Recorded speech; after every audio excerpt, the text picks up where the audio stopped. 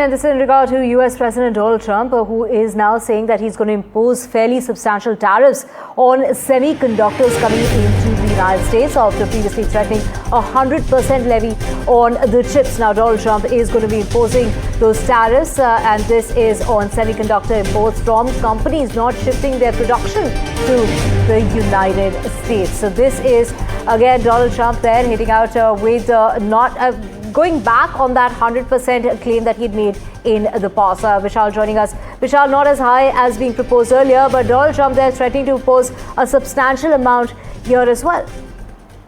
That's a pretty vague statement coming from Donald Trump, and he has in the recent past threatened something similar. He said in August earlier that he would put as much as 100% tariffs on these tariffs and on these chips. So he's spoken specifically about the companies who have not invested heavily in the US and the companies who have not made an attempt to shift their production from overseas into the US territory. So he's specifically targeting these firms, and he has clearly mentioned that these tariffs will be substantial, although he's not given a timeline as to when he wishes to put these tariffs into effect or the nature of these tariffs. But we can safely assume that many companies in China would be affected. Many companies that invest heavily in China could be affected.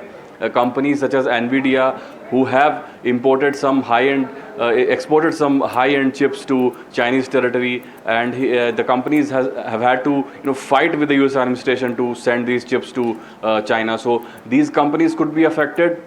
There could be a deal because these companies have also been able to wriggle out some kind of a deal also. So all of that will have to be seen. But for now, these companies, NVIDIA, Intel, they would be watching with bated breath as to what will happen. Intel, to be precise, could be exempt from these tariffs because they have recently signed a deal with the US administration, and so Intel could have some kind of a reprieve. But rest of the companies such as NVIDIA could be facing at high tariffs at the moment.